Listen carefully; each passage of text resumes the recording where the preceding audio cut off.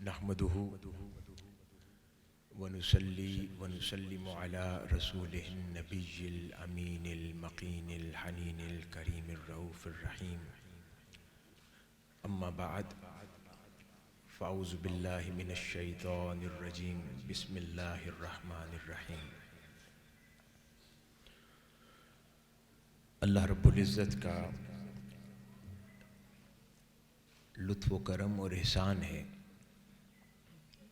کہ جس نے ماہ رجب کی مبارک ساعتوں میں جمعۃ المبارک کی یہ مبارک ساعتیں نصیب فرمائیں۔ اللہ پاک ہم سب کا اپنے حضور یوں جمع ہونا قبول و منظور فرمائے۔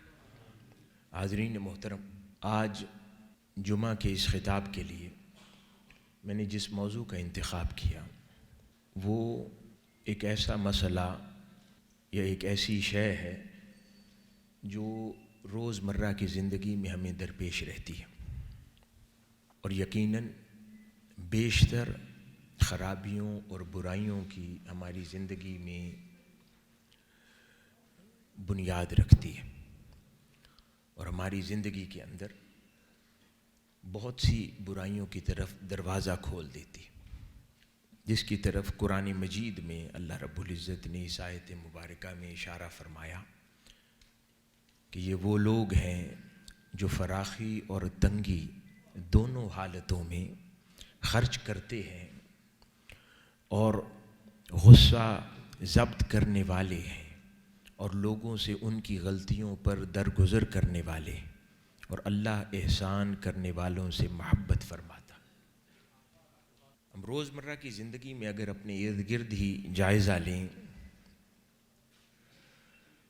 تو ہم دیکھتے ہیں کہ کہیں نہ کہیں، چاہے ہماری عائلی زندگی ہو، ہمارا آفس ہو، پروفیشنل لائف ہو، تجارتی جگہ ہو، کاروبار کی جگہ، بازار ہو، خاندان ہو، ایکسٹینڈڈ فیملی، یا تحریکی زندگی کے اندر تنظیمی نظم و نسق سے متعلق امور ہوں، تو ہر جگہ اسٹوڈنٹ ہیں تو جامعہ کے اندر، یونیورسٹی میں، کالجز میں، اسکولز کے اندر ایک دوسرے سے ڈیلنگ کے درمیان اساتذہ کرام ہیں، منتظمین ہیں، ہر جگہ پر کہیں نہ کہیں ہمیں یہ مسئلہ درپیش ہوتا ہے، کبھی اس میں خود ہم مبتلا ہوتے ہیں یا کبھی کسی کو مبتلا دیکھتے ہیں، لیکن کوئی بھی ایسا شخص نہیں ہوگا جو کہے کہ میں نے ایسا واقعہ نہیں دیکھا۔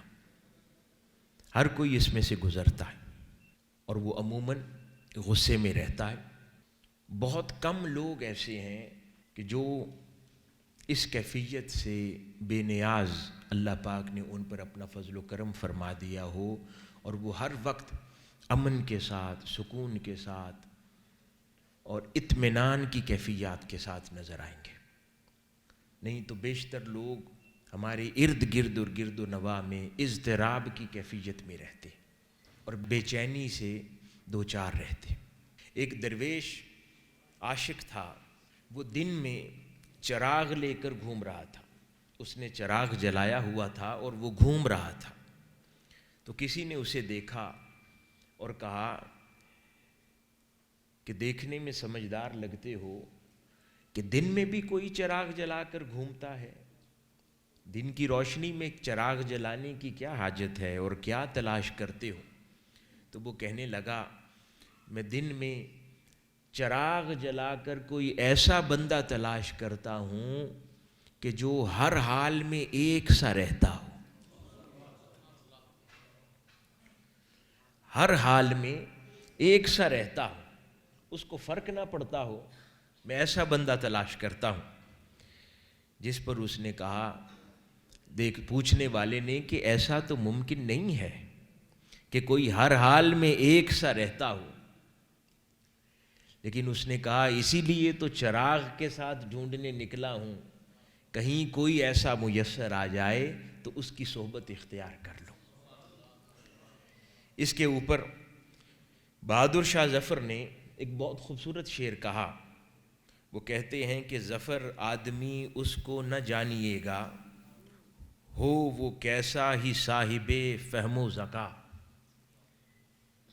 ظفر آدمی اس کو نہ جانیے گا، ہو وہ کیسا ہی صاحب فہم و ذکا، جسے عیش میں یاد خدا نہ رہی، جسے تیش میں خوف خدا نہ رہا۔ تو ہماری زندگی ایسی ہی ہے، جب تھوڑی راحت میسر آ جائے، خوشی میسر آ جائے، زندگی میں کچھ دیر چین اور سکون میسر آ جائے، مالی طور پر اللہ پاک سکون مہیا کر دے، گھریلو زندگی میں سکون مہیا کر دے، تو ہم اللہ رب العزت کی یاد سے غافل ہو جاتے ہیں، پھر ہمیں اس کی حاجت ختم ہو جاتی ہے، اس کی طرف متوجہ نہیں رہتے، تو اللہ رب العزت کو تب بھی بھول جاتے ہیں اگر آسانی میسر آ جائے۔ ہاں تکلیف اور تنگی ہو تو پھر اللہ کو یاد ہر کوئی کرتا ہے، اور دوسرا وقت تب ہوتا ہے کہ جب انسان غصے میں آ جاتا ہے، طیش میں آتا ہے، تو پھر وہ خوف خدا کا بھی پاس نہیں رکھتا اور اسے خیال نہیں رہتا، پھر وہ ہر چیز کہہ دیتا ہے جو اسے نہیں کہنی چاہیے، اور وہ ہر کام کر دیتا ہے جو اسے نہیں کرنا چاہیے۔ حاضرین گرامی، اسی طرح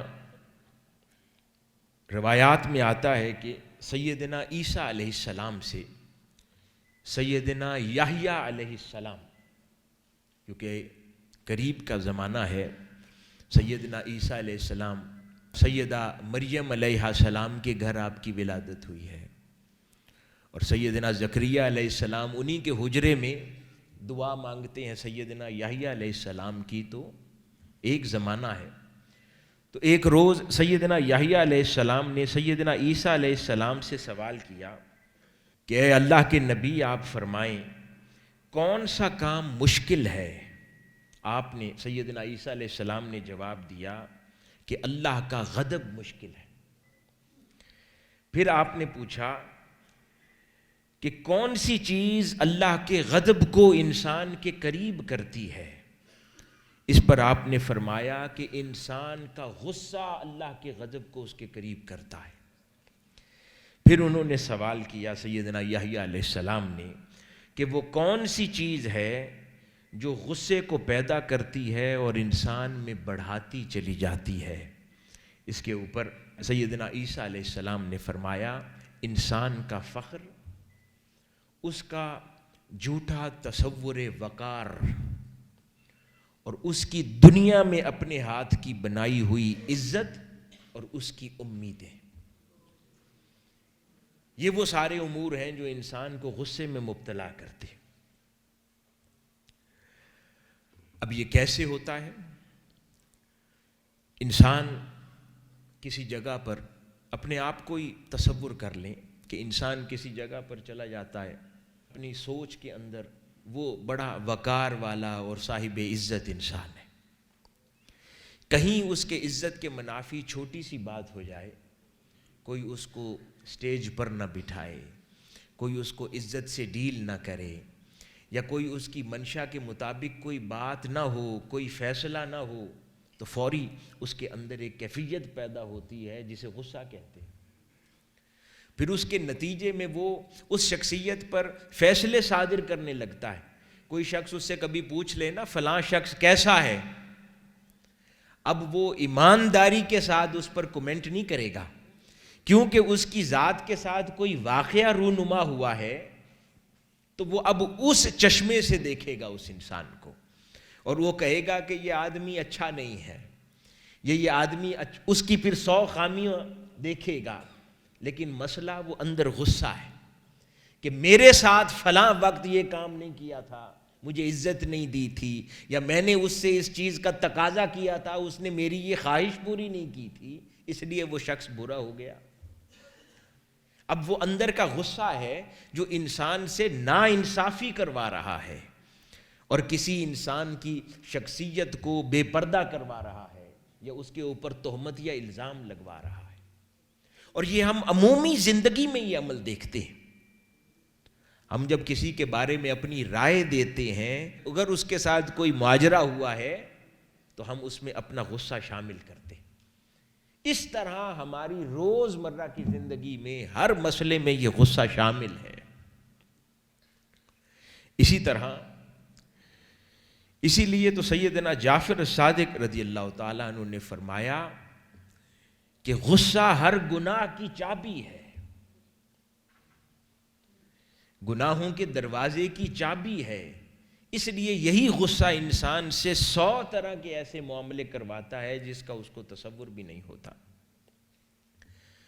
پھر غصے میں بھی عموماً 2 طرح کے غصے کار فرما ہوتے ہیں انسان کی زندگی کے اندر. ایک جسے ہم ایکٹیو اینگر کہتے ہیں اور ایک پیسیو اینگر ہے. ایکٹیو اینگر تو وہ ہے کہ جو ہم گلی محلوں میں بازاروں میں ایک دوسرے پر لوگوں کو چیختے چلاتے دیکھتے ہیں، لوگوں کے گریبان پکڑے ہوتے ہیں، چیخ رہے ہوتے ہیں اور ایک شور و غل ہوتا ہے، ایک دوسرے کو گالی گلوچ کر رہے ہوتے ہیں. وہ ایکٹیو اینگر ہے کہ ایک واقعہ رونما ہوا، اس کے اوپر وہاں پر ہی جھگڑا کر کے شور کیا، ایک دوسرے کو عزت اتاری، ایک دوسرے پر الزام لگائے، چیخے چلائے اور ایک ہنگامہ بپا کیا. وہ ایکٹیو اینگر ہے. اور اس سے آگے بڑھ کر کسی کو اللہ پاک نے اور صلاحیت سے نوازا ہو تو وہ مار پیٹ بھی شروع کر دیتا ہے. تو یہ ایکٹیو اینگر ہے. یہ تو نظر آتی ہے، لیکن ہمارے معاشرے میں 90% لوگ پیسیو اینگر کا شکار ہیں. یہ نظر نہیں آتا. یہ پیسیو اینگر کیا ہے؟ یہ پیسیو اینگر یہ ہے، یہ پیسیو اینگر آگے بڑھ کر حسد میں تبدیل ہو جاتی ہے. انسان سوچتا ہے نا یہ حسد کہاں سے آتا ہے، یہ در حقیقت وہ پیسیو اینگر ہے جو آگے بڑھ کر حسد میں تبدیل ہو جاتی اور انسان کسی کے ساتھ حسد میں مبتلا ہو جاتا ہے. یہ وہی حسد کی کیفیات ہے جو بہت ساری تحریک منہاج القرآن کو بھی برداشت کرنی پڑتی ہیں. حضور شیخ الاسلام نے بھی بہت سارے لوگوں سے اس چیز کو برداشت کیا. یہ بنیادی طور پر پیسیو اینگر کا نتیجہ ہوتا ہے. اب یہ کیسے کار فرما ہوتی کہ کسی آدمی پر اللہ پاک نے کرم اور انعام کیا ہے، کسی پر مہربانی فرمائی ہے، کسی پر علمی نعمتوں کی بارش کی ہے، کسی پر مالی طور پر اللہ پاک نے اس کو کمفرٹیبل کیا ہے. اس کے 100 حلال کے ذرائع ہو سکتے ہیں اور ایک انسان خود مشکل حالات سے گزر رہا ہے، روزگار کی تنگی ہے، کبھی روزگار ختم ہو جاتا ہے، کبھی روزگار مل جاتا ہے، سواری نہیں ہے اچھی، گھر بار کی تنگی ہے، گھر میں بیوی بچوں سے بھی پریشان ہے، روز جھگڑے بھی ہوتے ہیں، بچوں کی فیس دینے کے پیسے بھی نہیں ہوتے، بل جمع کروانے کی پیسے، یعنی اپنے آپ کو تکلیف میں دیکھا جو کہ حقیقی معنوں میں تکلیف ہوتی ہے. پھر کسی دوسرے کو کمفرٹ میں دیکھا، آسانی میں دیکھا، آسائش میں دیکھا، اللہ پاک کا اس پر کرم اور انعام دیکھا. اب جھگڑنے کی کوئی وجہ نہیں کیونکہ اس نے آپ کے ساتھ کوئی دشمنی کی نہیں، آپ کے ساتھ کوئی گالی گلوچ اس نے کیا نہیں، تو جھگڑنے کی پاس کوئی وجہ ہے نہیں. تو پھر بیٹھ کر جو انسان کئی بار سرکیسٹک کمنٹس پاس کرتا ہے نا، یہ پیسیو اینگر کا نتیجہ ہوتا ہے. طنزیہ جملے. اب ذرا غور کریں ہماری زندگی میں کتنے لوگوں میں یہ طنزیہ جملوں کی عادت ہوتی ہے. کہیں پر بھی بیٹھے ایک طنزیہ جملہ پاس کرتے ہیں. اب کچھ نہیں کر سکتے لیکن ایک جملہ ایسا دیں گے کہ کم از کم وہ اس جملے سے جل جائے، اس جملے سے اس کو کوئی تکلیف ہم پہنچا دیں. اب یہ کوشش کرتے ہیں. اب وہ جملے کئی طرح کے ہو سکتے ہیں، اس کا بالکل کوئی ناتا تعلق بھی نہ ہوگا بات کے ساتھ، لیکن وہ اس میں ایسا جملہ پاس کر دیں گے یعنی آپ تو بادشاہ آدمی ہیں، آپ جو چاہیں کریں. اب یہ سرکیسٹک جملہ ہے. اب اس سے اس واقعے کا کوئی عمل دخل نہیں ہوگا. اللہ رب العزت نے اس کو جو طاقتور کیا ہے اور اس کو کمزور اور نادار کیا ہے، وہ تکلیف اس کو پہنچا رہی ہے بات.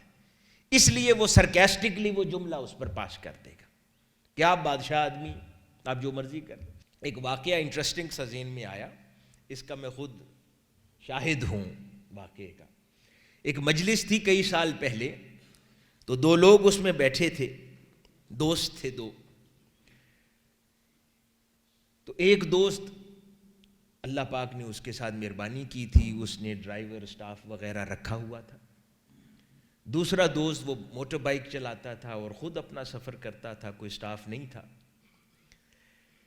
تو وہ مجلس کے اختتام پر جو دوست موٹر بائک چلاتا تھا اور کوئی ڈرائیور اسٹاف یا گھر پر کوئی خدمت کے لیے نہیں تھا، وہ کہنے لگا رات کو کہ اچھا میں نے اٹھنا ہے، میں نے اپنی حجامت کروانی ہے، بال کٹوانے ہیں، تو میں نے جانا ہے.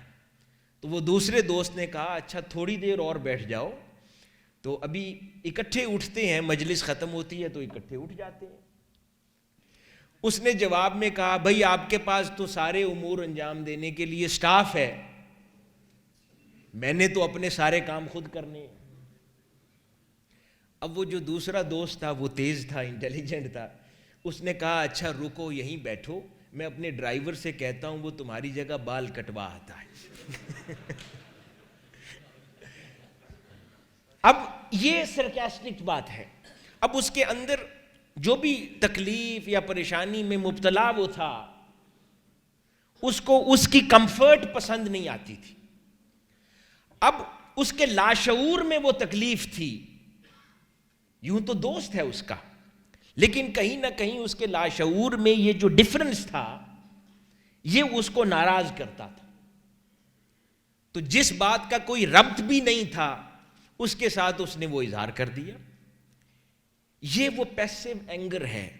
اگر اس کو کنٹرول نہ کیا جائے، اللہ رب العزت کا کرم نہ ہو، انسان اللہ رب العزت پر توکل کرنا نہ سیکھے، تو یہی بڑھ کر حسد میں تبدیل ہو جاتی ہے. یہی حسد پھر خاندانوں میں دیکھتے ہیں، بھائیوں کے درمیان دیکھتے ہیں، کاروباری جو پارٹنرز ہوتے ہیں ان کے درمیان آپ دیکھتے ہیں، رشتہ داروں کے درمیان دیکھتے ہیں، دوست احباب کے درمیان دیکھتے ہیں. تو پرانے رشتے، رفاقتیں، محبتیں ختم ہو جاتی اس پیسو اینگر کے نتیجے میں.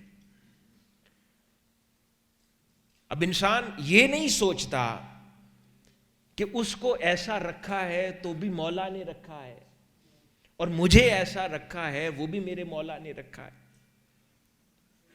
اب یہی ہم ساری زندگی علماء کرام کا ایک معاملہ شیخ الاسلام کی ذات کے ساتھ دیکھتے رہے کہ ہم بھی کرتے ہیں دن رات محنت، سال ہا سال مدارس کی زندگی سے ہم بھی پڑھ کے نکلے ہیں، محنتیں کی ہیں، سارا کچھ کیا ہے، مشکلات میں سے گزرے ہیں، ہر کام کیا ہے، مگر ہم بھی خطابات کرتے ہیں. لیکن یہ بات کرتے ہیں تو لاکھوں لوگ ان کی طرف امنڈ آتے ہیں، ان سے محبت کرتے ہیں، دیوانہ وار ان کے ساتھ جڑ جاتے ہیں. وہی کام ہم کرتے ہیں، بات ہم بھی وہی کرتے ہیں، بات یہ بھی وہی کرتے ہیں. ان کی بات کو لوگ دل پہ لکھتے ہیں، ہماری بات کو ہوا کر دیتے ہیں. تو یہ وہ اللہ پاک کے انعام کی جو تقسیم ہے اس پہ نالاں رہتے ہیں.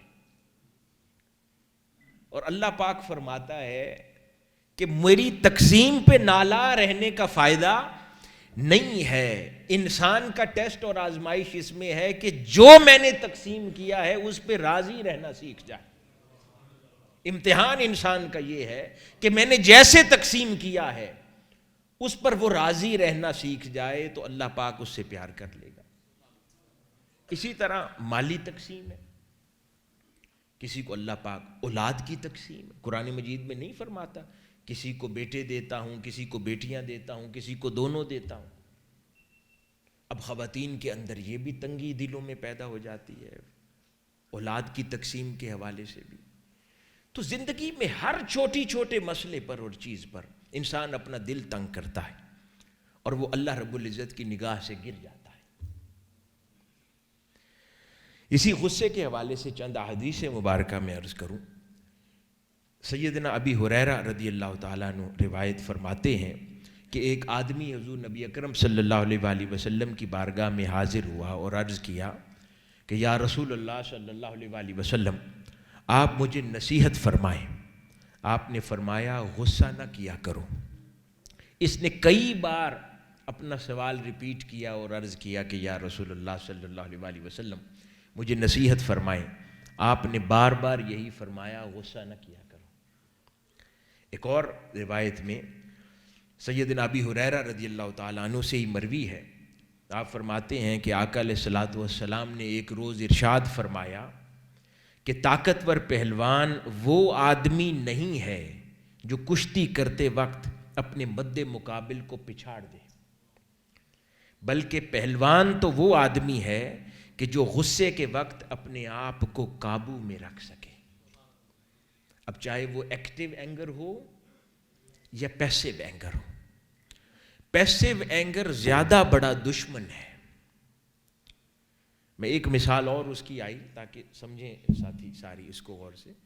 گھروں میں جیسے سارا دن تنگی ہے، آفس ورک کے اندر پریشانی ہوئی، باس کے ساتھ جھگڑا ہوا، لڑائی ہوئی سینئر کے ساتھ، تو اب اس کا جا کے گھر پر غصہ نکالا، گھر پہنچے، بیگم نے کوئی بات کر دی تو وہاں پر اپنے سینئر کو جواب نہیں دے سکتے، تو اس کو کمزور جانا، بیوی کو کمزور جانا، تو سارا غصہ اس پر نکال دیا۔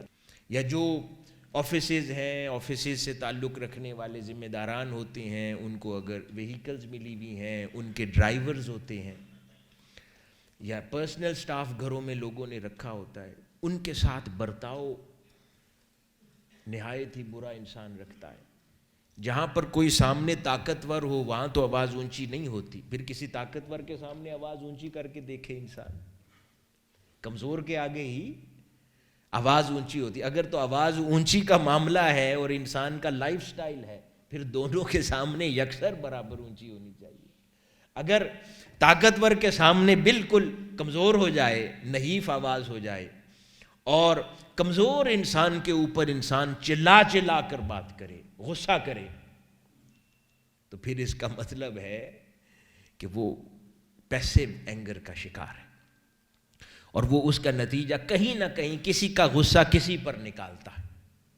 اور یہ عموماً ہماری زندگی میں بھی ہوتا ہے، جہاں کہیں جھگڑا ہوا یا گھر جھگڑ کے آئے، کسی کے آئلی حالات اچھے نہیں ہیں، میاں بیوی کے جھگڑے لڑائی ہوتی رہتی ہے، تو اس کا غصہ آ کر آفس میں پی این پر نکالا، اس سے چائے 3-4 بار بنوائی، جو کام گھر پہ نہیں کر سکتے اتنی بار اپنی بیگم کو چائے گرم کرنے کے لیے کہیں گے تو وہ کہے گی جاؤ خود بنا لو۔ اب وہ کیونکہ گھر پہ نہیں کر سکتے تو وہ کام، وہ غریب کام جو کرتا ہے سٹاف آفس میں، اس سے کروایا، جاؤ پھر ٹھنڈی کر دی ہے، پھر گرم کر کے لاؤ، پھر گرم کر کے لاؤ۔ یہ رویے ہیں ہماری زندگی کے۔ اللہ پاک دیکھتا ہے یہ سب۔ جھوٹی اپنے ارد گرد جو عزت ہے، ایک وقار بنایا ہوا ہے، یہ لوگوں کی نگاہ کے لیے ہے۔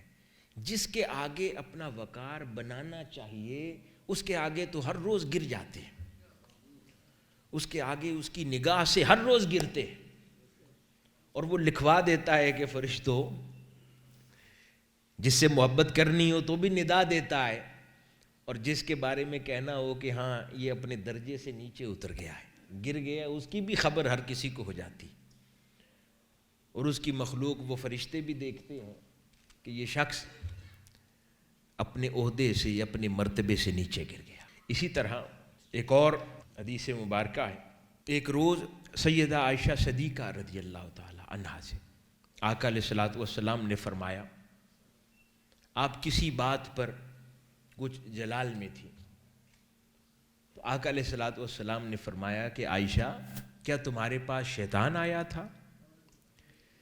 تو اس پہ وہ عرض کرنے لگی، یا رسول اللہ، کیا میرے پاس شیطان ہے؟ آپ نے فرمایا ہاں ہے۔ پھر عرض کیا، یا رسول اللہ صلی اللہ علیہ وآلہ وسلم، کیا سب کے پاس ہوتا ہے؟ آقا علیہ الصلوۃ والسلام نے فرمایا ہاں سب کے پاس ہوتا ہے۔ پھر عرض کیا، یا رسول اللہ صلی اللہ علیہ وآلہ وسلم، کیا آپ کے پاس بھی ہے؟ فرمایا ہاں میرے پاس بھی تھا، مگر اللہ پاک نے میری مدد کی اور میرے اس شیطان کو مسلمان کر دیا۔ تو اس سے مراد وہ ابلیس شیطان کی بات نہیں فرما رہے، اس سے مراد نفس ہے۔ فرمایا کہ یہ جو غصے میں ہو، کیا اس غصے میں تمہیں تمہارے نفس نے مبتلا کیا؟ تو جس پر پوچھا کہ کیا میرا نفس ایسا کر سکتا ہے؟ فرمایا ہاں کر سکتا ہے۔ کیا سب کا نفس کر سکتا ہے؟ فرمایا ہاں سب کا نفس کر سکتا ہے۔ پھر کہا کہ کیا یا رسول اللہ صلی اللہ علیہ وآلہ وسلم آپ کا نفس بھی کر سکتا ہے؟ فرمایا نہیں، میرا نفس مسلمان ہو چکا ہے، یعنی کہ اپنی سب سے اعلیٰ شکل میں اللہ پاک نے میرے نفس کو پہنچا دیا ہے۔ تو یہی جو غصے کے امور ہیں، یہ ساری کیفیات، چاہے وہ غصہ رہے یا بڑھ کر حسد میں تبدیل ہو جائے، یہ ساری کیفیات انسان کو یہ اس کا نفس سجاتا ہے۔ جو انسان اپنے نفس کی تربیت کرتا چلا جاتا ہے، اللہ پاک اس کو کنٹرول نصیب فرما دیتا ہے، وہ بردبار ہو جاتا ہے، اس میں حلم آ جاتا ہے، اس میں برداشت آ جاتی ہے، اس میں صبر آ جاتا ہے۔ جو اس کو ترقی دیتا چلا جاتا ہے تو انسان اپنی انسانیت کے مرتبے اور رتبے میں بلند ہوتا چلا جاتا ہے۔ اسی طرح مولا علی شیر خدا رضی اللہ تعالیٰ عنہ سے روایت ہے، آپ فرماتے ہیں کہ رسول اللہ صلی اللہ علیہ وآلہ وسلم دنیا کے کسی معاملے پر غصہ نہ فرماتے۔ ہم نے سیدنا انس بن مالک رضی اللہ تعالیٰ عنہ کی وہ روایت نہیں سن رکھی کہ میں 10 سال آقا علیہ الصلوۃ والسلام کی خدمت میں رہا، آقا علیہ الصلوۃ والسلام نے ان 10 سالوں میں 100 غلطیاں کی ہوں گی پر کبھی ڈانٹا نہیں، پیار سے تربیت فرمائی۔ تو یہی چیز، اسی چیز کی طرف اشارہ مولا علی شیر خدا فرما رہے ہیں کہ آقا علیہ الصلوۃ والسلام نے کبھی دنیا کے مسئلے پر غصہ نہ فرماتے، اور غصہ وہ ہے جو انسان کے چہرے سے عیاں ہو جائے، سرخی آ جائے، اس کے چہرے پر نمودار ہو غصہ۔ تو فرماتے ہیں کہ پھر صرف آقا علیہ الصلوۃ والسلام غیرت اور جلال فرماتے دین کی حمیت کے مسئلے پر، اور وہ بھی ایسا جلال ہوتا جو آپ کے چہرے سے عیاں نہ ہوتا، لیکن جب آپ کسی سے دین کی خاطر انتقام لے لیتے تو پتہ چلتا کہ ہاں آقا علیہ الصلوۃ والسلام نے اس بات کو دل میں رکھا تھا، یعنی اپنے آپ پر اتنا کنٹرول اور قابو تھا کہ وہ دین کی حمیت کا جلال اور غصہ بھی جو تھا اس کو بھی اپنے اندر ایکشن میں تبدیل فرما دیتے، اپنی آواز پر، اپنی شخصیت پر، چہرے کی رنگت پر اس کا پرتو نہ پڑنے دیتے، بلکہ وہ ایکشن میں تبدیل ہو جاتا اور نتیجہ خیزی اس سے برآمد ہو جاتی۔ اسی طرح ایک اور روایت ہے جسے حضرت قاسم بن محمد بن ابی بکر رضی اللہ تعالیٰ عنہ نے روایت کیا کہ سید عائشہ صدیقہ رضی اللہ تعالیٰ عنہ کو آقا علیہ الصلوۃ والسلام نے ایک روز تلقین فرمائی، کچھ کلمات تلقین فرمائی کہ ایسی کیفیت میں یہ کلمات کہا کرو۔ اب ایسی کسی کیفیت میں انسان مبتلا ہو جائے تو یہ آقا علیہ الصلوۃ والسلام کی مبارک نصیحت ہے، ارشاد ہے آپ کا کہ یہ کلمات کہا کرو۔ وہ کلمات کیا ہے؟ فرمایا اس طرح کہو، اے اللہ محمد نبی صلی اللہ علیہ وآلہ وسلم کے پروردگار، میری خطا معاف کر، میرے دل کا غصہ دور کر اور مجھے گمراہ کرنے والے فتنوں سے بچا۔ یعنی اللہ کے حضور یوں دعا مانگ لیا کرو۔ کسی اور مقام پر فرمایا کہ اعوذ باللہ من الشیطان الرجیم پڑھا کرو۔ کہیں فرمایا اس کیفیت سے دو چار ہو تو یہ کیفیت جو غصہ ہے یہ شیطان کی لگائی ہوئی باطن میں آگ ہے، تو وضو سے اس کو بجھایا کرو، نہ بجھے تو غسل سے بجھایا کرو، لیکن اس کو بجھایا کرو، کیونکہ یہ بڑھ کر انسان کو کہاں سے کہاں لے جاتی ہے، انسان کو اس کا شعور نہیں ہوتا۔ اگر اس کو پھر کمیونٹی لیول پر اس چیز کا جائزہ لینا، یہ تو ذاتی زندگی کی بات کی، کمیونٹی لیول کے اوپر بھی تحریکی زندگی ہو، نیشنل لائف ہو، انٹرنیشنل زندگی ہو، یہی کچھ ہوتا ہے۔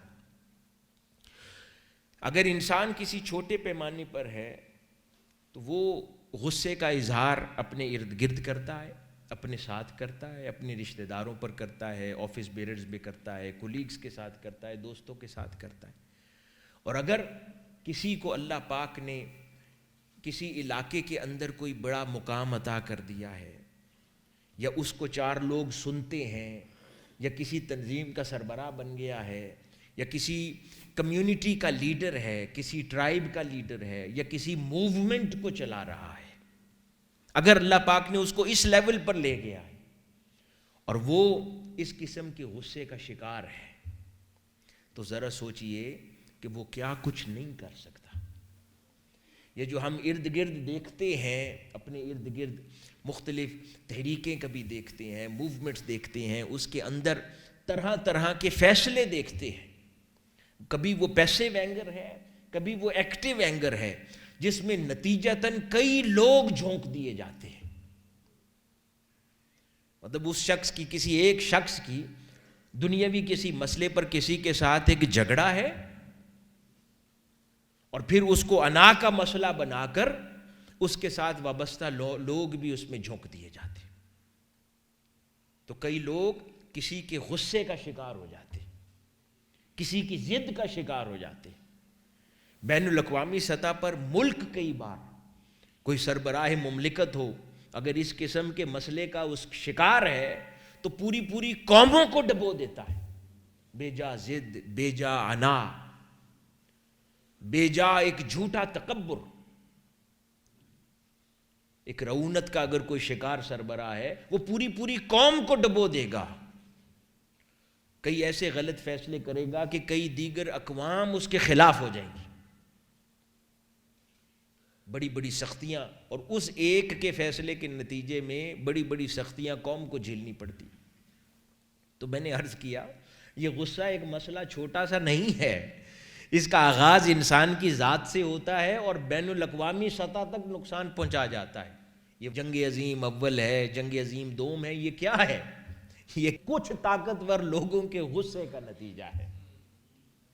حکمت کے ساتھ، نرمی کے ساتھ بھی بیٹھ کے ڈائیلاگ سے چیزوں کو سلجھا سکتے تھے، لیکن ان کی انا اتنی بڑی ہو جاتی ہے کہ پھر وہ ایک دوسرے کے فیصلوں کو برداشت نہیں کرتے، پھر کہتے ہیں اب اس کا فیصلہ جنگ کے میدان میں ہوگا، اور وہاں پر جان کس کی جاتی ہے؟ عوام الناس کی، لاکھوں لوگ اپنی جان سے ہاتھ دھو بیٹھتے ہیں، خون بہتا ہے، ناحق خون بہتا ہے۔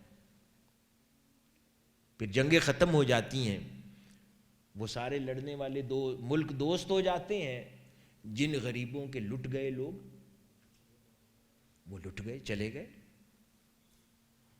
شہید ہونے والے شہید ہو گئے، وہ تو لوٹ کر پھر نہیں آتے، لیکن ملک آپس میں دوست بن جاتے۔ سربراہ تبدیل ہو گیا، نئے سربراہ آ گئے، بات پرانی ہو گئی، چل پڑی بات آگے۔ تو یہ سارا آغاز بھی غصے کا نتیجہ، اسی لیے کتنی پیاری بات ارشاد فرمائی سیدنا جعفر صادق رضی اللہ تعالیٰ عنہ نے کہ یہ غصہ بیشتر گناہوں کے دروازے کی چابی ہے، یہاں سے اس کا آغاز ہو۔ اسی طرح آقا علیہ الصلوۃ والسلام نے ارشاد فرمایا کہ غصہ ایک ایسی چنگاری ہے جو دل میں سلگتی ہے، جیسے پہلے میں نے عرض کیا کہ حضور نے ارشاد فرمایا کہ وضو کر لیں، غسل کر لیں، اگر پھر فرق نہ پڑتا ہو تو پوزیشن تبدیل کر لیں، کوئی کھڑا ہے تو بیٹھ جائے، بیٹھا ہوا ہے تو لیٹ جائے، تاکہ اللہ پاک اس پر رحم فرما دے، کیونکہ اگر اس کی ایک کیفیت پر غضب نازل ہوا ہے تو وہ کیفیت بدلے تو شاید اللہ پاک کا کرم اس پر نازل ہو جائے اور وہ اس کیفیت کے اندر سے نکل جائے۔ اسی طرح رسول اللہ صلی اللہ علیہ وآلہ وسلم نے فرمایا غصہ شیطانی اثر سے آتا ہے، اور شیطان آگ سے پیدا ہوا ہے، اور آگ کو پانی سے بجھایا جاتا ہے، اس لیے وضو کیا کرو۔ اسی طرح سیدنا ابو درداء رضی اللہ تعالیٰ عنہ سے روایت ہے کہ رسول اللہ صلی اللہ علیہ وآلہ وسلم نے فرمایا علم سیکھنے سے آتا ہے، اور حلم کوشش کرنے سے اور عمل کرنے سے آتا ہے۔ یعنی اگر کوئی چاہے کہ میں صرف مطالعہ کرتا رہوں اور اس سے مجھے علم نصیب ہو جائے تو علم اس کو نصیب ہوتا ہے، لیکن علم اس علم پر عمل کرنے سے آتا ہے اور صحبت سے آتا ہے۔ اسی طرح کہ جو قصد خیر کرے اسے خیر عطا ہو جاتی ہے، اور جو شر سے بچنے کی کوشش کرتا ہے اللہ پاک اس کو محفوظ فرما لیتا ہے۔ پھر ایک اور حدیث مبارکہ میں ارشاد فرمایا کہ علم حاصل کرو اور علم کے ساتھ وقار اور حلم کی تلاش بھی کیا کرو۔ فقط علم نہیں، علم کے ساتھ وقار اور حلم کی تلاش بھی کیا کرو، اور اپنے شاگرد اور استاد کے ساتھ نرمی سے پیش آیا کرو، اور خود سر عالم مت بنو، کہ تمہارا جہل تمہارے علم پر غالب نہ آ جائے۔ اسی طرح حضور نبی اکرم صلی اللہ علیہ وآلہ وسلم نے ان الفاظ میں دعا فرمائی اور فرمایا کرتے کہ اے اللہ مجھے علم سے مالدار کر، اور حلم سے زینت دے، اور تقوی سے عزت دے، اور صحت سے جمال دے۔ کتنی پیاری دعا ہے۔ مجھے علم سے مالدار کر، مجھے حلم سے زینت دے، اور مجھے تقوی سے عزت دے، اور مجھے میری صحت سے جمال دے۔ اس طرح سیدنا ابی ہریرہ رضی اللہ تعالیٰ عنہ فرماتے ہیں کہ رسول اللہ صلی اللہ علیہ وآلہ وسلم نے ارشاد فرمایا، عظمت اللہ کے پاس تلاش کرو۔ ہم دنیا میں تلاش کرتے، دنیا سے مانگتے پھرتے۔ فرمایا کہ عظمت اللہ کے پاس تلاش کرو۔ لوگوں نے عرض کیا کہ یا رسول اللہ وہ کیا باتیں ہیں جن سے اللہ کے ہاں یہ عظمت انسان پا سکتا ہے؟ تو آپ نے فرمایا جو تم سے قطع تعلقی کرے تم اس سے ملو۔ ہم سے تو یہ برج پار نہیں ہوتا، انسان سے یہ نہیں برج پار ہوتا۔ تو انسان کہتا ہے نہیں پہلے وہ ملے پھر میں ملوں گا۔ تو فرمایا کہ جو تم سے قطع تعلقی کرے تم اس سے ملو، جو تمہیں محروم رکھے تم اسے دو۔ یہ وہ امور ہیں جن سے اللہ کی حضور عظمت پاؤ گے۔ ہم تو بالکل کہتے ہیں 2 + 2 = 4 کی بات ہے، تم دو پھر ہم دیں گے، اگر تم نے نہ دیا تو ہم بھی نہیں دیں گے۔ یعنی تم پتھر مارو گے تو ہم پتھر ماریں گے، تم پھول مارو گے تو ہم پھول ماریں گے۔ ہم کہتے ہیں یہ 2 + 2 = 4 کا سودا ہے۔ اس لیے وہ عظمت والے چلے گئے، اور جن کے پاس قد نہیں ہے، بے قدرے ہیں، وہ بچ گئے، کیونکہ ہم نے یہ اصول چھوڑ دیے ہیں۔ فرمایا کہ جو تم سے قطع تعلقی کرے تم اس سے تعلق استوار کرو، جو تمہیں محروم رکھے، تکلیف میں رکھے، تمہیں پریشان کرے تم اس کو دو، تم اس پر رحم کرو، تم ویسا نہ کرو جیسا وہ کرتا ہے۔ اور جو تمہارے ساتھ جہالت سے پیش آئے تم اس کے ساتھ بردباری سے پیش آیا کرو۔ جو تمہیں گالی دے کر بات کرے جواباً گالی نہ دو، تم اس سے نرمی سے بات کرو، تم اس سے شفقت سے، احترام سے، عزت سے بات کرو، پھر اللہ کے حضور عظمت والے ہو جاؤ گے۔ قرآن مجید میں اللہ پاک نے اپنے بندوں کی کیا خوبصورت انداز میں فرمایا کہ اور خدائے رحمان کے مقبول بندے وہ ہیں جو زمین پر آہستگی سے چلتے ہیں، اور جب ان سے جاہل کوئی اکھڑ لوگ ناپسندیدہ بات کریں تو وہ سلام کہتے ہوئے الگ ہو جاتے۔ یہ ان کا رویہ ہوتا۔ ہم تو کہتے ہیں کہ بھی جھگڑا ہے اس کو آج ہی سیٹل کرنا ہے، بالکل اس نے 4 باتیں کی ہیں تو اس کو جواب میں 4 باتیں سنا کے ہی اٹھنا ہے، اس سے پہلے سکون نہیں آتا۔ اس نے یہ جملہ بولا تھا، یہ تانا مارا تھا، اس کا جواب دے کے آنا ہے۔ اس کے برعکس بے نیازی اختیار کرنے والے اللہ کے حضور بلند ہو جاتے ہیں۔ میں ختم کر رہا ہوں بات کو۔ اسی طرح رسول اللہ صلی اللہ علیہ وآلہ وسلم کا فرمان نقل کرتے ہیں ایک صحابی رسول صلی اللہ علیہ وآلہ وسلم، آپ نے فرمایا کہ حضور نے فرمایا کہ 3 چیزوں کے متعلق قسم کھاتے اور لوگوں کے سامنے بیان کرتا ہوں، تم لوگ یاد رکھنا۔ پہلی یہ کہ کسی صدقے یا خیرات کرنے والے کا مال صدقے یا خیرات سے کم نہیں ہوتا۔ دوسرا یہ کہ کوئی ظلم ایسا نہیں ہے کہ اس نے ظلم پر صبر کیا ہو اور اللہ تعالیٰ اس کے نتیجے میں اسے عزت نہ دیتے۔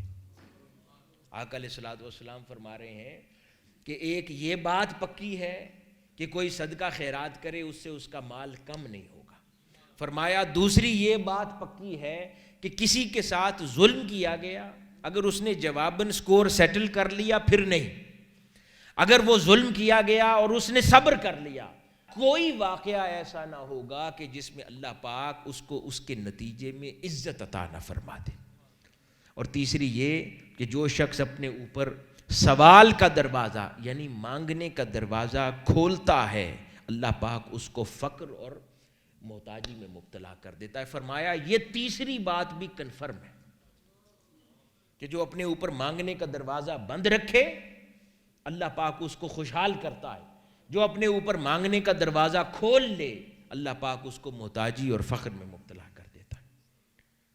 اس طرح سے رسول اللہ صلی اللہ علیہ وآلہ وسلم نے ارشاد فرمایا اف سے آدمی کی عزت بڑھتی ہے اور اس کے لیے معاف کر دیا کرو. اللہ کے لیے کسی کو معاف کر دیا کرو اللہ پاک تمہیں عزت دے گا. اور تواضع اختیار کرو اللہ تمہیں بلندی عطا فرمائے گا. اور صدقے سے مال میں اضافہ ہوتا ہے. صدقہ دیا کرو تاکہ اللہ پاک تم پر رحم فرمائے. سیدہ عائشہ صدیقہ رضی اللہ تعالی عنہا سے روایت ہے کہ رسول اللہ صلی اللہ علیہ وآلہ وسلم نے ارشاد فرمایا کہ جو شخص نرمی سے بہرہ ور ہو وہ دنیا اور آخرت کی بھلائی سے بہرہ ور ہو جاتا ہے. اور جو شخص نرمی سے محروم کر دیا جائے اللہ پاک اسے دنیا اور آخرت کی بھلائی سے محروم کر دیتا ہے. اور اسی طرح ایک اور روایت میں سیدہ عائشہ صدیقہ رضی اللہ تعالیٰ عنہ نے فرمایا کہ آقا علیہ الصلوۃ والسلام نے فرمایا کہ جب اللہ تعالیٰ کسی گھرانے کے لوگوں کے ساتھ خیر کا ارادہ کرنا چاہے, کسی گھرانے کے لوگوں کے ساتھ خیر کا ارادہ کرنا چاہے تو اللہ پاک اس گھرانے کے لوگوں کو نرم بنا دیتا ہے, نرم مزاج کا مالک بنا دیتا ہے. اور یہی چیز میں نے عرض کی کہ انسان یہی غصہ اور پھر اس میں بالخصوص پیسو اینگر انسان کو آگے چل کر حسد میں مبتلا کر دیتی ہے. اور بیشتر لوگ اسی حسد کی کیفیت میں مبتلا رہتے ہیں. اور یہ حسد ایسی آگ ہے کہ جو دوسرے کا نقصان نہیں کرتی, انسان کو خود جلا کر تباہ کر دیتی ہے. اس کے علاوہ کچھ نہیں ہوتا. حل اس کا کیا ہے کہ اللہ کی تقسیم پر راضی ہو جاؤ. اللہ پاک نے جس حال میں رکھا ہے اس حال پر راضی ہو جاؤ. یہ ایسے ہی ہے نا کہ انسان دوسرے کے معاملات میں جھانکتا رہتا ہے. تو میں کبھی کبھار مزاحن کبھی کچھ ساتھیوں سے کہا, میں نے کہا قیامت کے روز جو سوال آپ سے پوچھے گئے ہیں انہی کا جواب نامہ وصول کیا جائے گا. جو سوال آپ کے حصے میں نہیں آئے ان کا جواب آپ سے نہیں مانگا جائے گا. تو اللہ پاک نے جس حال میں آپ کو رکھا نہیں ہے اس حال پر جواب طلبی بھی نہیں ہے. تو بے نیاز رہا کریں, خوش رہا کریں, سکون سے رہا کریں. اللہ پاک نے جس کو جتنی بڑی ہاٹ سیٹ پر بٹھا دیا, جتنا زیادہ مال دے دیا, اس کی تقسیم پر اتنے سوال بھی پوچھے گا. جس کو کچھ دیا ہی نہیں اس سے اس مال کی تقسیم پر کوئی سوال بھی نہیں ہوگا. کسی کو بہت زیادہ طاقت دے دی تو پھر اس نے اس طاقت کا کیسے استعمال کیا اس پر پوچھا جائے گا. کسی کو طاقت ملی ہی نہیں وہ موج کرے. اللہ پاک نے قیامت کے روز اس سے کوئی سوال اس سبجیکٹ پر نہیں کرنا. جتنے لوگ اس کی رعایا تھے, چاہے اس کی اولاد اور بچے ہوں, اسی پہ سوال ہوگا. تو الٹا یہ تو ہاٹ سیٹ ہے. چاہے جائے کہ ہمارا رویہ یہ ہوتا ہے ہم ساری زندگی لگیج اکٹھا کرنے میں صرف کر دیتے ہیں. زیادہ سے زیادہ اپنے ساتھ وزن باندھنے کی کوشش کرتے ہیں تاکہ چلنا دشوار ہو جائے. وزن تو تب نبھائے انسان کہ اللہ پاک نے اتارا ہو کسی پر, تو کہتا ہے میرے مولا نے مجھے اس جگہ پر بٹھایا ہے, میں نے نبھانا ہے. ہم لوگ الٹی چال چلتے ہیں. کسی کو اللہ پاک نے وزن فری کیا ہے, وہ اپنے ارد گرد وزن کے پتھر اکٹھے کرنے میں زندگی گزار دیتا ہے تاکہ میں زیادہ سے زیادہ گلے میں کوئی پھندے ڈالوں, زیادہ زنجیریں پاؤں میں پڑیں, زیادہ سوال پڑیں. کیوں؟ کیونکہ ہماری نگاہ بڑی قریب تک دیکھتی ہے, دور تک نہیں دیکھتی. ہم اس وقت موجودہ زندگی کے حالات کو صرف دیکھتے ہیں کہ کیا اس زندگی میں یہ طاقت, یہ رتبہ, یہ شہرت, یہ مال ہمیں کتنی کمفرٹ مہیا کرتا ہے. وہ یہ نہیں دیکھتے کہ اس عارضی زندگی کے بعد ایک ہمیشہ رہنے والی زندگی آنے والی ہے اور اصل فیصلے وہاں ہونے ہیں, اصل جواب طلبیاں وہاں ہونی ہے, اصل کمائی کا پتہ وہاں چلنا ہے. پھر وہاں سے کوئی واپسی نہیں ہے. کوئی لاکھ چاہے میں دنیا میں لوٹ آؤں پھر وہاں سے کسی نے نہیں لوٹنا. بس پھر جو کمایا ہے وہی وہاں خرچ ہے, یا پھر لگژری ہوگی وہاں یا فاقے ہوں گے وہاں. جو کما کے لے گئے بس وہی خرچ کر پائیں گے. تو اصل زندگی وہ ہے. انسان یہاں پر سمیٹتا رہتا ہے بہت کچھ اور اپنے گلے بہت سی مصیبتیں جمع کرتا چلا جاتا ہے. ہاں اگر کوئی ذمہ داری اللہ پاک کسی کو دے دے تو اسے سمجھ کے پھر نبھائے, اس کو دل سے مت لگائے. وہ ذمہ داری ہے جو ادا کرنی ہے, کیونکہ اس کے بارے میں سوال ہونے والے ہیں اور بہت سوال ہونے والے ہیں. میں آخر میں امام غزالی رحمۃ اللہ علیہ نے اس غصے کے علاج کے متعلق کہ جب انسان کو غصہ آ رہا ہو کچھ چیزیں ارشاد فرمائی ہیں, وہ بیان کر کے بات ختم کر دیتا ہوں. آپ فرماتے ہیں کہ اگر کسی کو غصہ آئے تو انسان اپنے دھیان کو اللہ پاک کے اس انعام کی طرف لے جائے, وہ انعام جو آیت مبارکہ میں ابتدا میں نے تلاوت کیا کہ اللہ پاک فرماتا ہے کہ جو لوگ غصہ پی جاتے ہیں, درگزر کرتے ہیں, اللہ پاک ان کو محسنین میں شامل فرماتا ہے اور ان سے محبت فرماتا ہے. تو یہ انعام ہے. تو وہ فرماتے ہیں کہ جب غصہ آ رہا ہو تو غصہ پی جانے کے انعام کی طرف توجہ کر لو. سوچا کرو کہ میرے مولا نے میرے لیے اس کے نتیجے میں کتنا کرم رکھا ہے, اس کے بارے میں سوچ لیا کرو تاکہ نرمی ہو جائے. یا پھر اگر اس سے بات نہ بنے تو کچھ لوگ ہوتے ہیں نا, وہ سخت بات سے ہی سمجھتے ہیں, تو پھر یوں سمجھو کہ یہ غصہ کرنے کے نتیجے میں میرے لیے کتنا بڑا عذاب انتظار کر رہا ہے. پھر یوں سوچ لیا کرو کہ اتنا قہر میں نے سامنے والے پہ نہیں ڈھانا جتنا اس غصے کے نتیجے میں آخرت میں مجھ پر ڈھایا جانا ہے. پھر یہ سوچ لیا کرو. تیسری بات, یا پھر یہ سوچ لیا کرو کہ اس غصے کے نتیجے میں جو دلی قدورتیں پیدا ہوں گی اور دلوں کی دوریاں پیدا ہوں گی وہ کتنی دور تک جائیں گی. یا اس کے نتائج دنیا میں سوچ لیا کرو. یا پھر یوں سوچ لیا کرو کہ میں غصے میں کتنا برا لگتا ہوں. اگر کسی کو اپنے چہرے کے اور اپنی خوبصورتی سے پیار ہو تو پھر یہ سوچ لیا کرو کہ میں فرماتے ہیں کہ میں غصے میں کتنا برا لگتا ہوں, پھر یہی سوچ لیا کرو. اور آخری بات, جب غصہ آئے تو اس کو شیطان کا مشورہ مانا کرو. پھر خود ہی فیصلہ کر لو کہ بات شیطان کی ماننی ہے یا رحمان کی ماننی ہے, تو اس پر درگزر کر دیا کرو. تو حاضرین محترم, یہ وہ مسئلہ ہے غصہ جو کہ کبھی ایکٹیو اینگر کی شکل میں نظر آتا ہے, کبھی پیسیو اینگر کی شکل میں, اور جو کبھی آگے ہمیں حسد میں مبتلا کر دیتا ہے, کینہ رکھنے والا بنا دیتا ہے, بغض رکھنے والا بنا دیتا ہے اور زندگی تباہ ہو جاتی ہے. یعنی اللہ کی نگاہ سے تو گرتے ہی ہیں, دنیا میں بھی قابل عزت نہیں بن پاتے. تو ان امور پر توجہ دینی چاہیے اور اپنی زندگی کے اندر یوں توجہ دینی چاہیے کہ جوں جوں سفر گزرے یہ چیزیں انسان کے باطن سے نکل جائیں اور انسان کا باطن اجلا ہو جائے, سچا ہو جائے, تاکہ وہ اپنے مولا کے حضور ترقی کی منازل, اس کی قربت کی منازل طے کر سکے. اللہ پاک ہم سب کا حامی و ناصر ہو, ہمارے حال پر لطف و کرم فرمائے. جو باتیں ہم نے کی ہیں عمر بھر ان پر ہمیں عمل پیرا رہنے کی توفیق عطا فرمائے. والسلام وما علینا الا البلاغ.